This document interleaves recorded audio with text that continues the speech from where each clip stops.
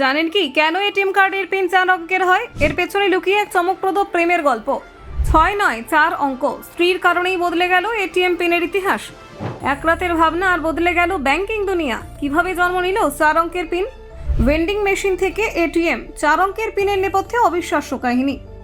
10,000 কম্বিনেশনের নিরাপত্তা, তবু কেন 4 অঙ্কেই ভরসা সারা বিশ্বের? শিলংয়ে জন্ম, লন্ডনে বিপ্লব।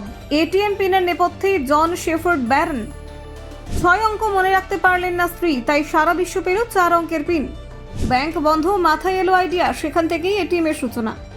4 অঙ্ক না 6 অঙ্ক, নিরাপত্তা বনাম স্মৃতিশক্তি লড়াইয়ে জিতল কে? আজও কেন বদলায়নি 4 অঙ্কের পিনের ম্যাজিক? জানলে চমকে যাবেন। আজ বিশ্বজুড়ে কোটি কোটি মানুষ প্রতিদিন এটিএম ব্যবহার করেন, আর সেই ব্যবহারের কেন্দ্রে থাকে একটি ছোট্ট কিন্তু গুরুত্বপূর্ণ নিরাপত্তা ব্যবস্থা। 4 অঙ্কের পিন আমরা প্রায় সবাই একটি ব্যবহার করি, কিন্তু খুব কম মানুষই ভেবে দেখি কেন এই পিন সাধারণত 4 অঙ্কের হয়। 5 বা 6 অঙ্কের না হয়ে কেন 4 অঙ্কই বিশ্বজুড়ে মানদণ্ড হয়ে উঠল? তার পেছনে রয়েছে এক চমৎকার মানবিক এবং প্রযুক্তিগত গল্প। এই গল্পের নায়ক হলেন জন শেফার্ড ব্যারন, যিনি এটিএম মেশিনের আবিষ্কারক হিসেবে পরিচিত।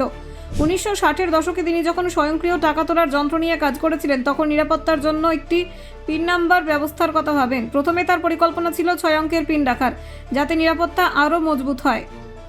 কিন্তু প্রযুক্তির পাশাপাশি মানুষের স্মৃতিশক্তিকেও বিবেচনা করতে হয়। জন শেফার্ড ব্যারন তার স্ত্রী ক্যারোলিনের ওপর 6 অঙ্কের পিন মনে রাখার পরীক্ষা চালান। তিনি দেখেন 6 অঙ্ক মনে রাখা কতটা সহজ নয়। ক্যারোলিন স্বাচ্ছন্দ্যে সর্বোচ্চ 4 অঙ্কই মনে রাখতে পারছিলেন। এই অভিজ্ঞতার পর তিনি সিদ্ধান্ত নেন পিন নাম্বারকে 4 অঙ্কে সীমাবদ্ধ রাখার। তার মতে নিরাপত্তা যেমন জরুরি, তেমনি ব্যবহারকারী সুবিধাও গুরুত্বপূর্ণ। ফলে 6 অঙ্কের বদলে 4 অঙ্কের পিনই চূড়ান্ত করা হয়। পরবর্তীতে এই সিদ্ধান্ত বিশ্বব্যাপী স্ট্যান্ডার্ড হয়ে ওঠে। 4 অঙ্কের পিনে 0000 থেকে 9999 পর্যন্ত মোট 10,000টি সম্ভাব্য কম্বিনেশন তৈরি করা হয়।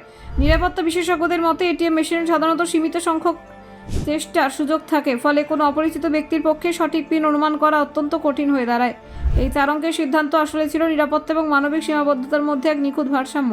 সেই সময় প্রযুক্তিগত অবস্থা এবং সাধারণ মানুষের ব্যবহারের সুবিধার কথা মাথায় রেখে এই ব্যবস্থা তৈরি করা হয়েছিল। তাই এটিকে কেবল একটি প্রযুক্তিগত সিদ্ধান্ত নয়, বরং একটি ব্যবহারকারী কেন্দ্রিক উদ্ভাবন বলা যায়। জন শেফার্ড ব্যারনের জন্ম 1925 সালে ভারতের শিলংয়ে। পরে তিনি ব্রিটেনে বড় হয়ে ওঠেন এবং পেশাগত জীবনে যুক্ত হন একটি বিখ্যাত নিরাপত্তা মুদ্রণ সংস্থায়। তিনি কাজ করতেন ডি লা রুই, যা মূলত নোট এবং নিরাপত্তা কাগজ ছাপানোর কাজ করত। এটিএম এর ধারণা তার মাথায় আসে এক সাধারণ কিন্তু তাৎপর্যপূর্ণ অভিজ্ঞতা থেকে। একদিন তিনি ব্যাংকে গিয়ে দেখেন ব্যাংক বন্ধ হয়ে গেছে। সেই মুহূর্তে তার মনে প্রশ্ন জাগে, যদি ভেন্ডিং মেশিনে কয়েন ফেললে চকলেট বেরিয়ে আসে, তবে এমন একটি মেশিন কেন তৈরি করা যাবে না যেখানে কার্ড বা চেক ঢোকালে টাকা বেরিয়ে আসবে? এই ভাবনা থেকেই জন্ম নেয় স্বয়ংক্রিয় টেলার মেশিন বা এটিএম এর ধারণা। Bureau report, Nabajagaran TV.